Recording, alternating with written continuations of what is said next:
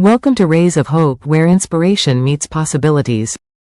Join us on this journey as we explore videos that illuminate the path to positivity, resilience, and success. Have you ever wondered why a dog sits on command or why you might prefer certain foods? These aren't behaviors we're born with, they're learned behaviors.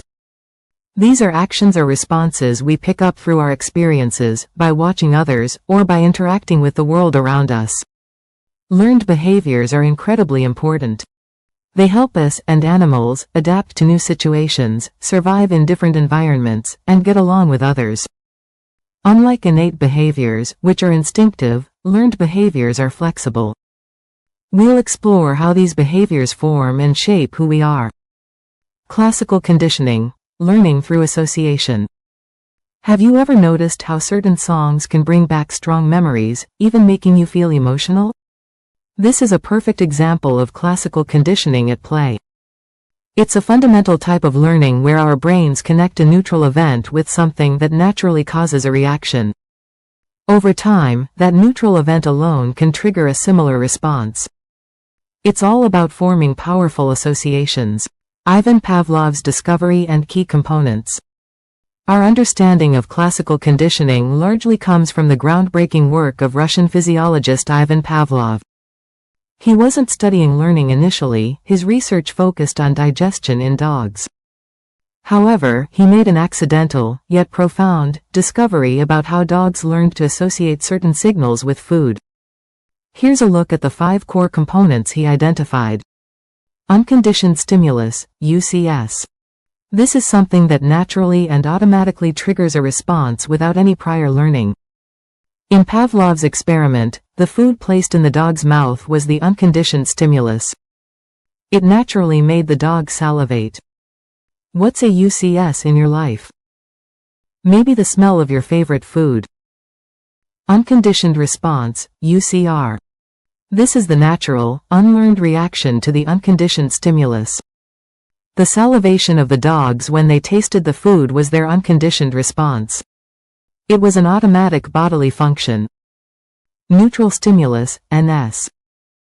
Before any learning happens, this stimulus produces no specific response other than perhaps focusing the dog's attention. Pavlov used a bell as his neutral stimulus. When rung, it didn't naturally make the dog salivate. Conditioned stimulus, CS. Through repeated pairings with the unconditioned stimulus, the neutral stimulus eventually becomes a conditioned stimulus. Now, the bell itself, which was once neutral, could make the dog salivate even without food present. Conditioned response, CR. This is the learned response to the previously neutral, now conditioned, stimulus. The salivation when the dogs heard the bell alone became the conditioned response. It's similar to the unconditioned response but is triggered by the learned association. Essentially, Pavlov showed us that by consistently pairing a neutral sound, the bell, with something that naturally caused a reaction, food, the dog learned to associate the sound with food. Eventually, the sound alone was enough to make the dog salivate. Real-world applications of classical conditioning. Classical conditioning isn't just for dogs in a lab, it influences countless aspects of our daily lives.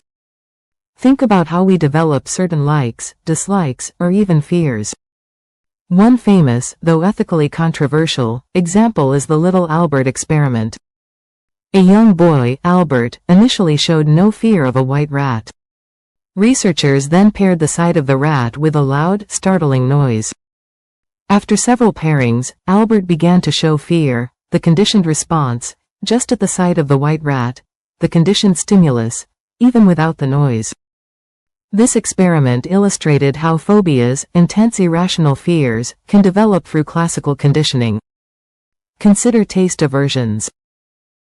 Have you ever eaten something, then later got sick, and now the thought or smell of that food makes you queasy? This is classical conditioning in action.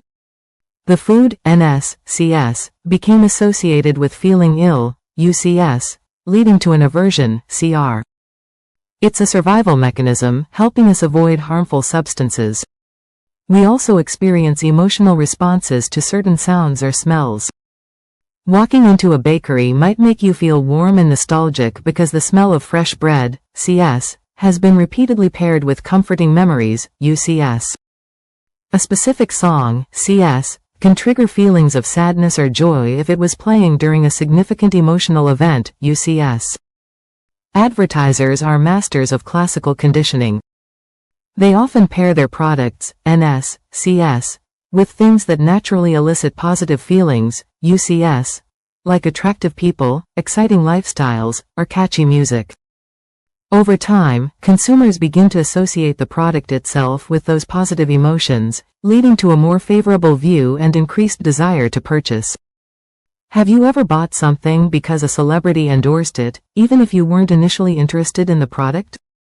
That's a perfect example. Operant conditioning, learning through consequences. Operant conditioning is a powerful type of learning. It's all about how our actions, the voluntary things we do, are shaped by what happens afterward. Think of it this way: if a behavior leads to a good outcome, we're likely to do it again. If it leads to a bad outcome, we'll probably stop. This process helps us learn what works and what doesn't in the world.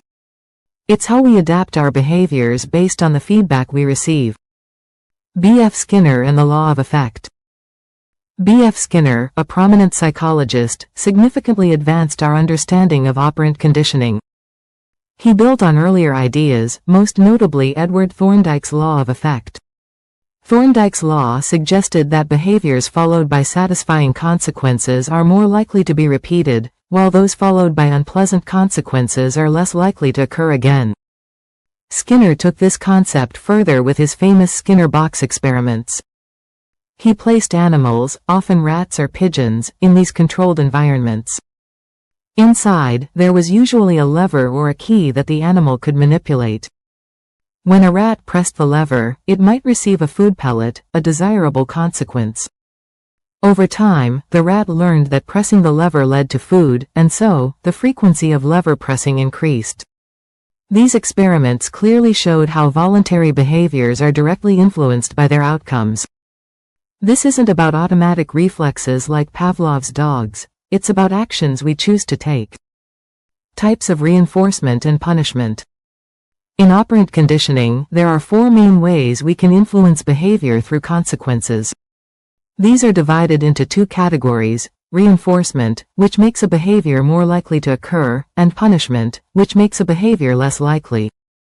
Each has a positive, adding something, or negative, removing something, aspect. Positive reinforcement. This involves adding a desirable stimulus to strengthen a behavior. Example: when a child cleans their room, behavior, their parent gives them a sticker, desirable stimulus.